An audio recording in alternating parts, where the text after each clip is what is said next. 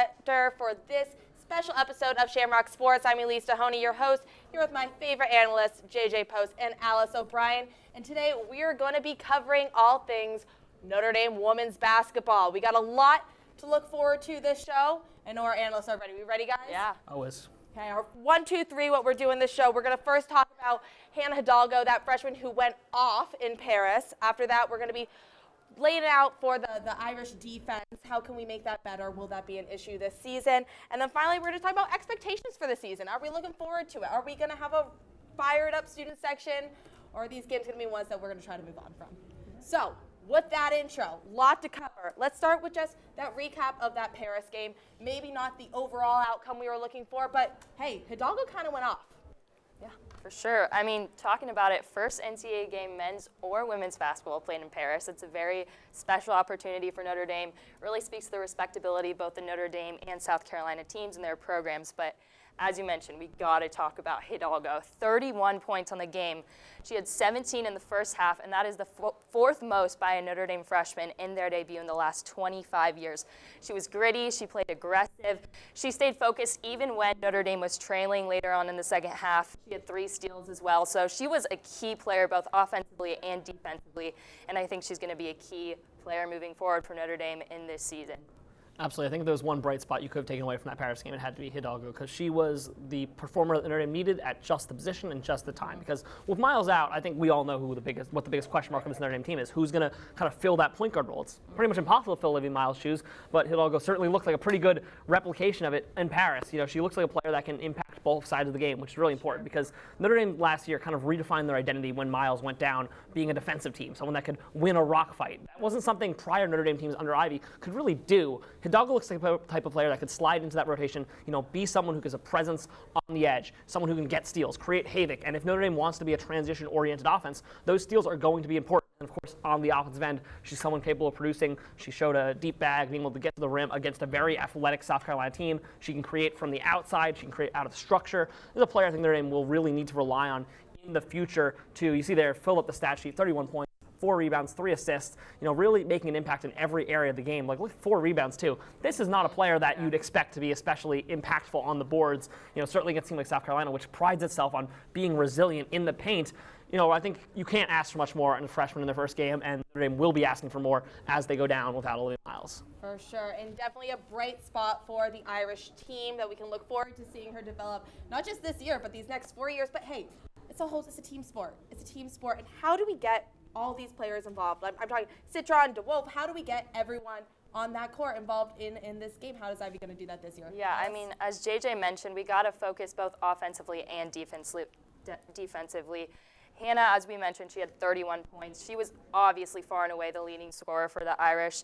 Citron, she's been a key player for Notre Dame in years past. She had 12 in Paris, but she had only 1 rebound in the Paris game, and she averaged 5.5 last year, so she definitely needs to be more aggressive on the board, coming up and getting key rebounds and then driving down the court. And then Westbeld, she had 12 as well, but she had a lot of open shots that she could have made that she missed, so she needs to really make those open looks.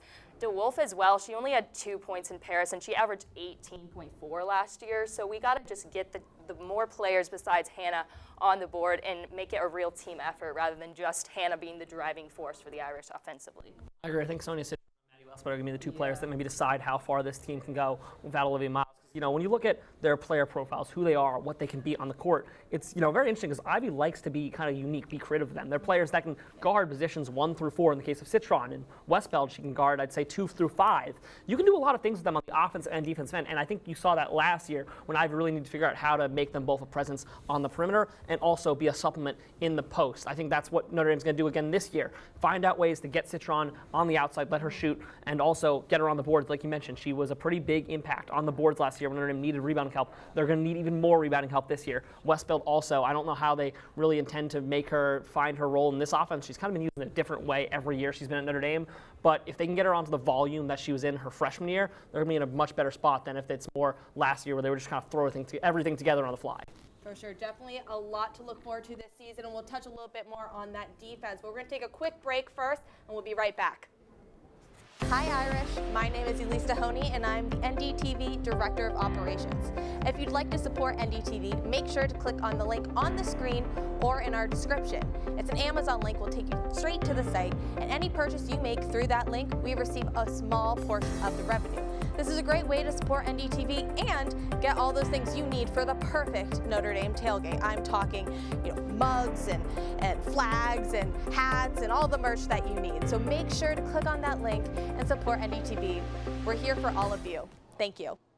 Good morning, everyone, and welcome to ND Sunrise. This is The review of the Keenan Review. That's right, we've got a big game in Sin City. Plot twist, I am the Grim Reaper. Overall, this year's event was a rousing success. Would Notre Dame be the first one to accept ASL as a foreign language as a department?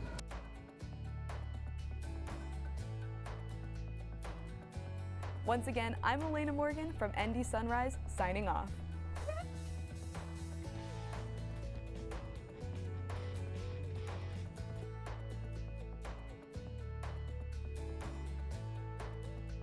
Hey, welcome back to the studio again here with JJ Post, Alice O'Brien. We're about to get into that Irish defense on the women's basketball team. What's the solution to this poor post play that we've been seeing? I mean, is the solution, do we go to stay a 1-2-2 or we're going to go for a 2-3? What's your recommendation here, Coach JJ? Well, I think the South Carolina game is kind of a poor analog to maybe use for how Notre Dame wants to set up defensively, because they were always going to be a mismatch. They'd be a mismatch for every team in the country. This is a team that has built its identity off of being long, being athletic, being a team that can beat you in the post. So I don't think it's really maybe entirely fair to go off their performance against South Carolina, because realistically, I'd say 95% of the teams in the country are going to get beat badly by South Carolina in the paint. That being said, it is, I'd say, pretty clear that Notre Dame's biggest weakness this year will be post play. And how they fix that, I'm not totally sure. In the exhibition, we saw Ivy toy a little bit with maybe a half-court press in which they try to just trap teams before they even can cross the line and set up their offense entirely. I don't know how sustainable that would be over a full game sample size, but for the brief stints we saw, at least in the expedition, it didn't work as well as against South Carolina. But in that expedition game against lower opposition, it did see maybe the inklings of something that could maybe be a kind of a gadget tool Notre Dame pulls out for stretches of minutes at a time. Once you get into the full court, into the front court offense where the team is set up and you just have to defend them as they are, I just think you're going to need to run a lot of help defense. I think players like Kylie Watson are talented players, but they're going to need to have support. Westbell's probably going to be key there, a player that can drop down and be comfortable in the post if needed, but probably isn't primarily a post player. How they kind of rotate that help defense is going to be very key for how they defend post play in the future. For sure. Alice, your thoughts? Just to echo, I mean, South Carolina, very skewed sample size. You got Cardoso, you got Full Wiley for them. They're just going to drive to the post season and score opener, every first time. NCAA game ever in Paris as for Wiley. Nice move, then gets rejected. Sixth.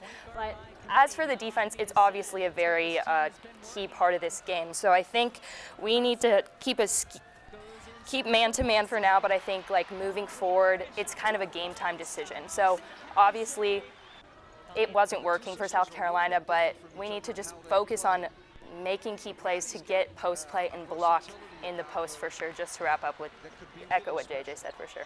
For sure. Well, I'm glad we have some kind of consensus here in the studio.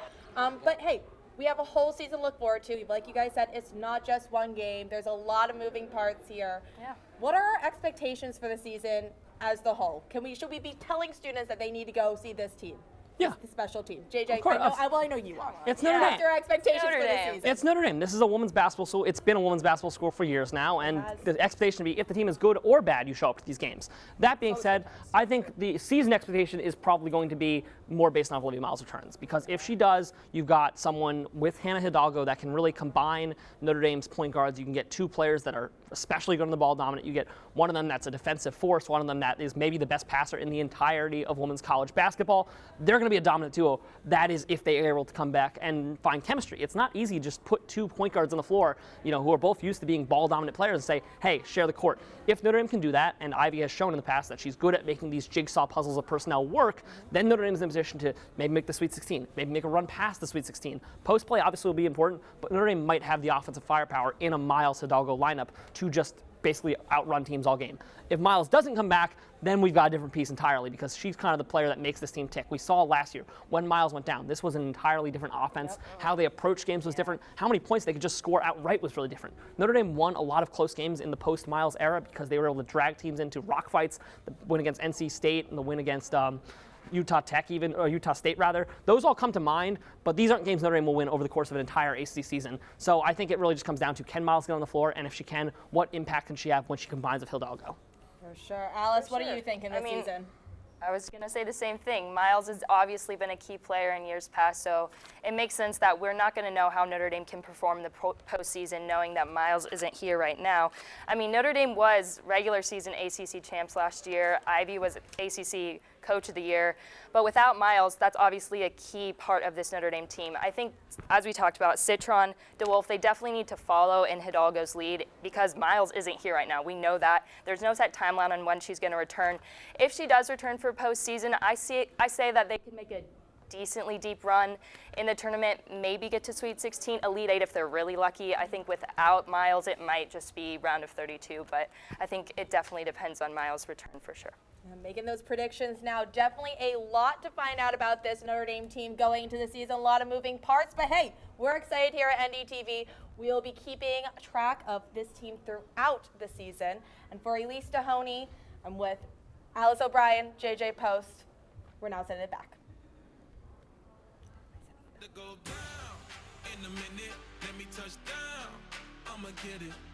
'Cause I been waiting all night to make it go from the friend zone to the end zone. Tryna take it to the house, baby, let's go. 'Cause I been waiting all night. It's game time.